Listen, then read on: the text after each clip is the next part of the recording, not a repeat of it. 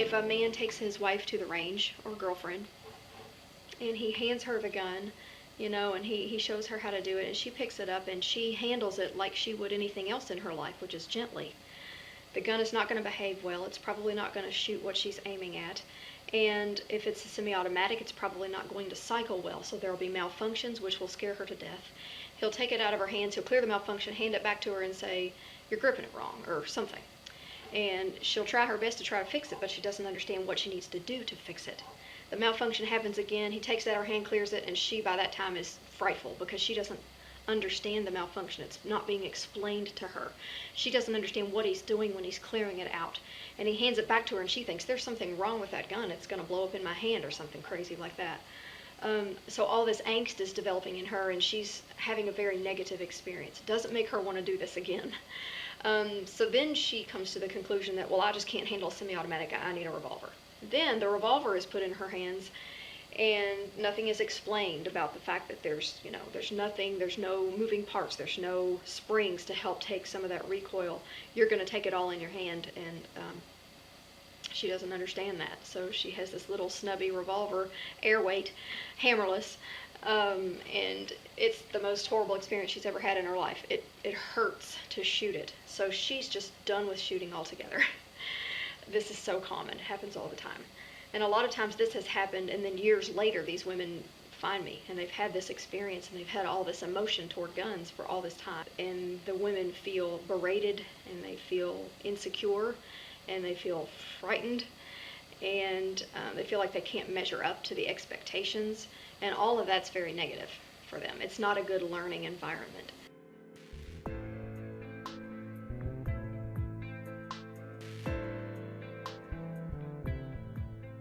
So for a woman to step into the role of defender is uncomfortable many times, most of the time I think. That's a big leap for her to do that. She inherently depends on men to protect her. We're raised up under our father's protection, and then we're, if we get married, we're handed off from father to husband for protection. Unfortunately, there are many, many reasons why women do need to be able to defend themselves. Husbands aren't always there. Fathers aren't always there. A lot of times women don't get married, or if they do, their husbands are on the road or traveling, with their work or whatever. So, women do need to be able to defend themselves, but it's not a natural thing for her to step into defender role. She's gentle. She's a nurturer. She takes care of things. So she has to actually learn how to handle that weapon in a way that she's not used to handling things.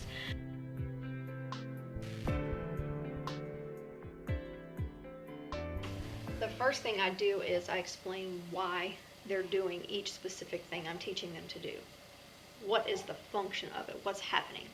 And to the best of my ability, I try to use trainer guns in the beginning so that a woman can learn the basic principles of marksmanship. She can learn how to do her platform and her grip and lining up her sights with a blue gun.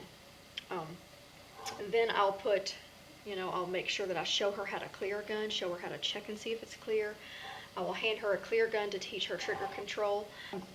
Use of snap caps is very helpful when you're showing her how the ammunition is cycled through the gun, what's happening when you're racking the slide. You can do it very slowly and let her watch it go from the top of the magazine, and she can watch the nose go up the feed ramp into the chamber. And then if you go back slowly, you can let her see exactly how the extractor grabs the rim of the cartridge and pulls it out, how it hits the ejector and flies out the side, and then how that bolt face pushes another one up into the chamber. She can actually see all of those things happen, and just understanding helps a lot for a woman.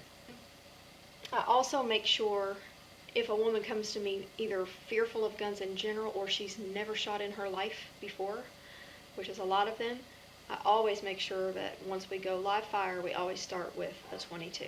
I start them all with a Ruger Mark III because it's super easy to shoot. There's barely any noise. There's barely any felt recoil because the gun's heavy and nice long barrel. It's just a nice experience for her, and she can actually get a good feel for her platform, and she can get her grip sealed in. She can develop some muscle memory that way without the assault on her senses of the huge recoil of bigger calibers and the noise.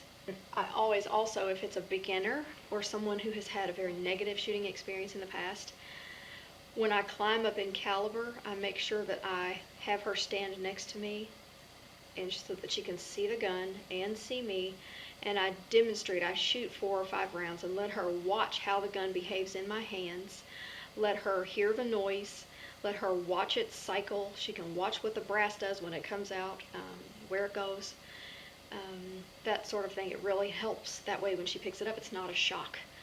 um, I see a lot of people coming to me that have had experiences where people have put bigger guns in their hands and it's the first time they ever touched one.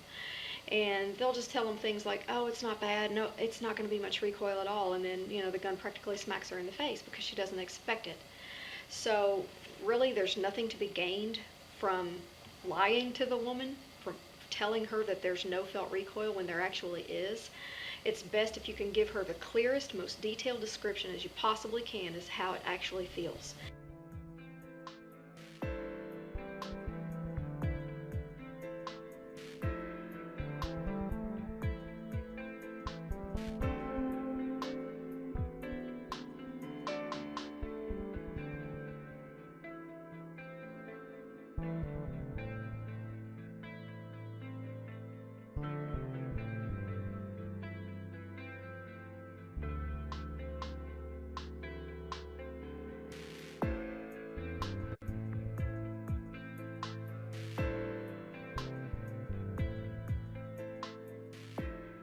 So, you know, be gentle with her as you explain things, be detailed as you explain things. Don't just tell her to do something, tell her why she needs to do it. And try to think about her strengths and weaknesses and show her different ways that things can be done. There's more than one way to skin a cat, as they say. So if you see that she's struggling really hard with something, be creative and think of a new way to do it that will use the strengths that she has.